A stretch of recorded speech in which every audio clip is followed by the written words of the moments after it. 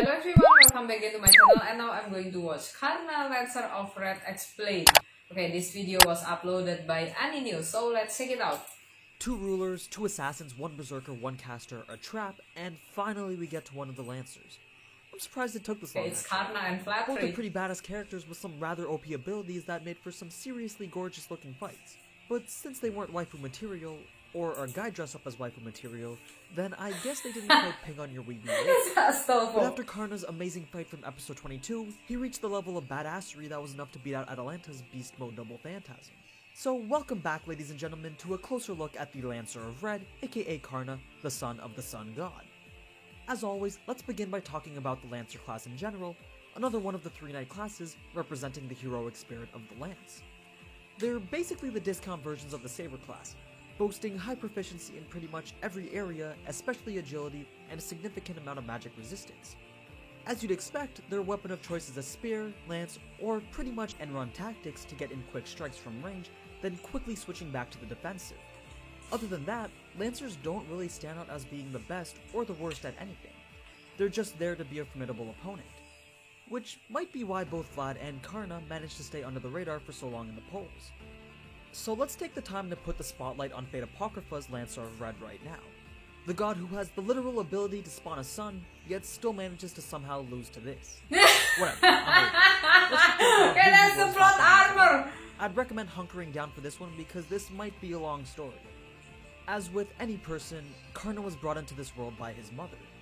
But his mother was married to a king that was cursed to never be able to bear a child. Being a queen, it was her duty to give birth to an heir, so other ways of birthing children were researched. After a bit of time, a sage had given her the ability to have a child gifted to her if she asked. All she had to do was just ask any of the 303 million gods to give her one. Curious as to how her newfound powers worked, she asked the 303 gods million to give her a child, and so he did. He presented to her a baby named Karna, who was clothed with golden armor, but that's not really important right now. The king didn't know of this ability yet, so her having this baby without his knowledge may not have been received very well. So what does any good mother in a legend do to a child when they don't want them? They leave them in a basket by the river. I don't know what it is, but there's something about rivers and babies that seems to be quite a reoccurring theme in some of these stories. But anyway, it was because of this that Karna was raised by a different family of a much lower class. He still knew that he was the son of a god and that his mother had abandoned him, but he didn't resent her for it. It was more of a feeling of disappointment that things had to turn out this way. It was also because he wasn't raised by his mother that he wasn't able to learn proper human emotion.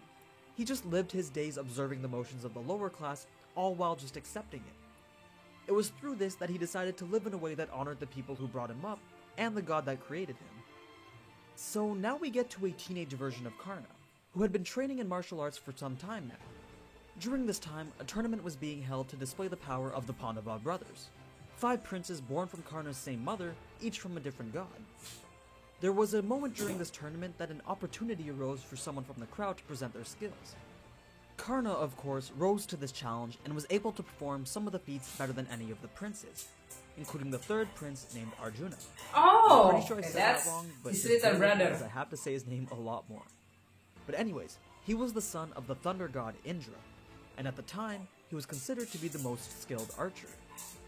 Karna proceeded to challenge this prince to a duel, but since they were not of equal status, he was denied and made a fool of for even attempting. Through all this mockery, a prince from a different family saw retribution in Karna and took him in and made him a king at his palace. He saved Karna from the disgrace of being known as someone who doesn't know their place in the world. But being named a king didn't save him from the ridicule because it was later found out that he was raised by a lowly charioteer. The Pandava brothers would not leave that fact alone and would constantly ridicule him and his father for being born of such low status. A rivalry began between the 6 of them, but more importantly, rivaled that of the currently leading power of the Pandavas. And as the relationships between the Kauravas and the Pandavas grew worse, so did the rivalry between Karna and the brothers. Eventually, a war called the Mahabharata War broke out in a battle to control the other's territory. Now, with Karna leading the army, there was no one other than Arjuna who could possibly stand against him on the battlefield, especially with that armor that made him invincible. But even Arjuna knew that trying to fight Karna would lead to certain death. Now, Karna's mother, who was always on the side of the Pandavas, witnessed many of the battles between the two armies. But she knew that no one would be able to stop Karna, so she came up with a plan to reveal Karna's royal lineage to him in hopes that he would switch sides. Karna did not decline the offer, but instead posed a question to his mother that questioned the timing of her revelation. He pretty much said that if she could accept the past without feeling any shame, then he would oblige. But his mother knew she acted for her own sake, and as such, she couldn't accept her actions as reasonable, so left the negotiations without another word. Before she could leave, out of respect for his mother and her actions, Karna mentioned that he would not fight any of his half-brothers on the battlefield other than Arjuna. The many ensuing battles were won by Karna and his armies, and he had plenty of times to kill the Pandavas brothers, but he remained true to his words, allowing them to flee each time and fight another day. As the final battle drew near, the god of thunder took the form of a Hindu priest in order to get close enough to Karna to steal his golden armor. Now remember, this armor made him invincible, so losing the ability to not die is kind of shitty when you have to go fight a war the next day. Karna, being the badass he is, didn't even care and still set foot in that battlefield, so not to bring shame to his own father. He even went as far as to approach Indra and praise him for being a step ahead and a caring father to his son. Indra, out of admiration and respect for Karna, presented Karna with his spear, a gift that Arjuna wasn't even worthy of, and with that, he proceeded to his final battle with Arjuna. It was a grand battle fought with two chariots that was so intense that even the heavens opened up so that all the gods and deities could witness two of the greatest warriors fight.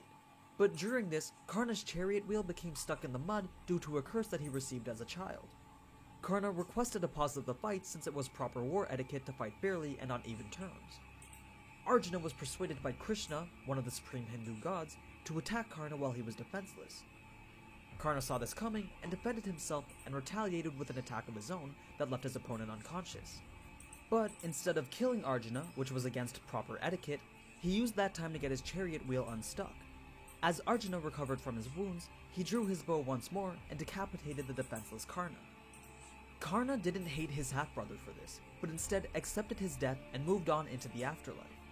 It was after this that he became known as the hero of generosity, for never bearing resentment to anyone and always helping those who relied on him for it, which is a that's good my explanation hero. of his compassion in the later episodes of the series. It sure as hell shocked me when I heard Karna mention that he wanted to save his master. Definitely not something that you'd expect out of someone that's constantly being compared to Gilgamesh. But yeah, that's pretty much Karna's story. Like, the very summarized version of it. I had to leave out the parts where he got trained and cursed, and even the parts where he took on a worldwide military campaign and succeeded with conquering the world. But if I did, then I'd have to talk about a whole lot more than just Karna's main story. Like, I'd have to give you a background on different people, a whole lot of Hindu culture, and then that would just be straying away from the purpose of the video. Now, I was gonna cover his abilities and Noble Phantasms too in this episode, but I think I'll do that in the next one, which should be out really soon. I promise it won't be a week later like last time. Okay guys, so that's the end of this video, which is Karna, Lancer of Red explained. So from this video I can learn about his history, and also I learned that Karna's spear was given by Indra, the god of thunder. Okay, so let's continue to the part 2 of the video, which is the abilities and noble phantasms of Karna. And I'm back. Bet you didn't think this video would be out this soon, did you? But as I said, I'm on break and plan on releasing a whole lot of content. So let's jump right into this video with Karna's abilities and noble phantasms. But first, quick, I forgot to let you guys know last episode that this does cover up to episode 22 in the anime, so if you haven't seen till there, just click off the video. So, unlike Shakespeare who had only one noble phantasm and a few skills, Karna is stacked with 4 noble phantasms and more skills than I honestly feel like counting. So let's start with he the got big 4 guns, noble his phantasms. Starting with the most obvious one, his golden armor and golden earrings. This is called Kavacha and Kundala. O son, become armor. You already know that this armor was meant to signify his godlike lineage, but it was his mother who brought it into existence because she had prayed for his son to be born with something that could confirm his heritage, and as such, Karna was born with the armor as part of his body. The god of thunder Indra was able to steal this armor from Karna. But you're probably wondering that if it was part of his body, then how did he even manage to rip it from his skin? Well, for personal circumstances, while Karna was a child and training with the Hindu priests known as Brahmin, he made a promise to himself that he would never deny a Brahmin's request. So when Indra had disguised himself as one, Karna knew that he wasn't actually a Brahmin, but just the fact that he had the appearance of one meant that he had to oblige. You know how these heroic spirits are. Once they make a contract, they'll fulfill it to the best of their abilities. But yeah, even though Karna knew that it was a trap, he still released the armor from his body and handed it over. Although the armor was lost during his life, he still carries it with him in the Holy Grail War, and it essentially has the same effects as when he was alive, making him damn near invulnerable. It's a defensive type Noble Phantasm that protects him from pretty much all damage, whether it be physical or conceptual, by reducing the actual damage to around 10% of what it should be. If it was to have a weakness, it would be that it doesn't protect the inside of his body. So when Vlad had fought Karna and spawned the spears inside of him, it actually did a fair amount of damage to him. His next Noble Phantasm goes hand in hand with the armor. It plays off of the part of Karna's story in which he receives Indra's spear. The amount of nobility that Karna demonstrated as he handed over his armor knowing that it was a trap led to Indra feeling that the only right thing to do was to give Karna his spear as compensation. It's known as Vasavi Shakti, O son, abide to death. A spear that was so powerful that it was said to have never been handled properly, not even by the Thunder God himself. The spear and armor tie into the legend that they came from because the spear can only be summoned once Karna permanently strips himself of his armor. So it's gotta be pretty worth it if he's planning on giving up invulnerability to fight with this spear. The power that is normally used in Karna's armor is transferred over to the spear and channeled into one attack only.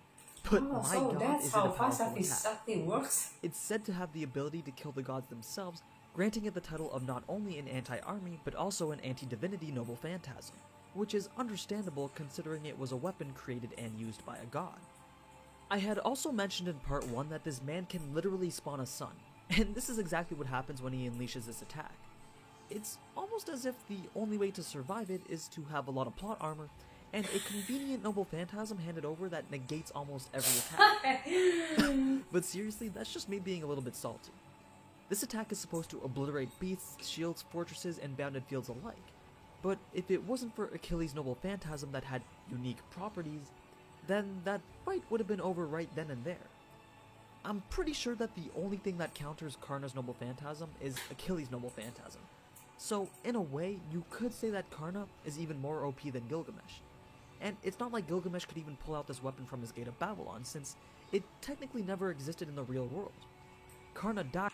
His third is called Brahmastra Kundala, O Brahma, curse me.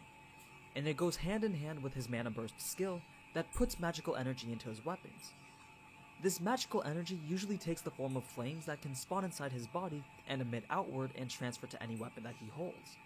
This Noble Phantasm increases the range and area that his Mana Burst skill can affect, as well as provides for a projectile-type explosion that is on the same scale as a nuclear bomb. In order to use it though, Karna would have had to drop his armor and deploy the Vasavi Shakti, so you won't typically see this unless it's in a final fight type situation. Then there's his fourth, called Brahmastra, O Brahma, cover the earth. Karna opens his right eye, calls upon the god Brahma, and emits what's essentially a Cyclops-style laser beam from it. It's a focused version of his Mana Burst skill where instead of emitting flames from everywhere, when he was stronger, Siegfried! because as he was cursed in his legend to die helplessly against an equal He was opponent, still the defeated by same the curse plot limits his armor! attack. But considering that there are a few servants that are actually stronger than him, at least that I know of anyways, then I think he should be fine. Now, what about his other abilities? He has a skill that is directly related to being known as the Hero of Charity. It's called the Discernment of the Poor, and it lets him determine the true character and motives of other people. So that's an interesting fact to know, considering that this lets him see right through Shiro's lies and deception, and determine what his true plans are. Meaning that if Shiro truly had sinister intentions, then Karna most likely would have done something about it. Simply put though, it's a built-in lie detector, and it comes from his years of observing the people of the lower class that he was brought up with. Yet another example of how the legends mold the servant. Then it's not like Karna needs it, but he also has magic resistance as a standard for any Lancer class. He also has the riding skill, much like many of the other Knight class servants. Then he has what's called Uncrowned Martial Arts, which makes his skill and ability seem weaker than it actually is, unless his true name is determined. I think that's more of a skill for the game, so not really relevant in the anime, considering that he just freely introduces himself as if he cares whether or not people know his true name.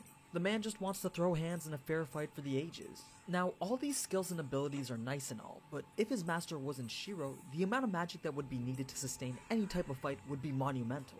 It's mentioned that a top-rate mage wouldn't even be able to keep Karna's basic Mana Burst skill activated for more than 10 seconds. I'm not entirely sure how viable Karna would be in a normal Holy Grail war, but it's still interesting to consider how each of these servants fit into their role in the show so conveniently. It's like putting together the pieces of a puzzle, because if you bring in someone as OP as Karna, you gotta bring in someone who can support his existence. And if you don't plan on having him win the war, then you have to bring in someone who can counter him. Anyway, that's Karna's capabilities in a nutshell. We pretty much got to see it all since we never really got anything explained to us in terms of Karna's story or strength.